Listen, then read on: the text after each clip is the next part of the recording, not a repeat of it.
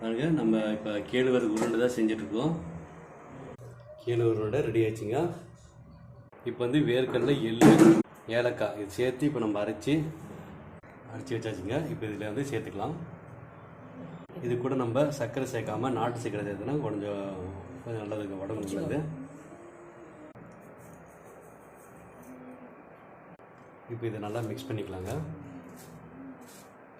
பாருங்க, கூட அப்படியே டீ கூட சேர்ந்து குடித்தா நல்லா இருக்குங்க. டீலாம் நல்லா கொதிக்குது. உங்களுக்கு இனிப்பு தகுந்தாற் போல் நீங்கள் நாட்டு சர்க்கரை சேர்த்துக்கலாம். ஸ்கூலில் வர குழந்தைங்களுக்கு இதே போல் வந்து செஞ்சு கொடுங்க. பாருங்க, இதே வந்து புட்டாவோட செஞ்சுக்கலாம். இல்லைன்னா உருண்டை பண்ணி கூட செஞ்சு சாப்பிட்டா நல்லா இருக்குங்க.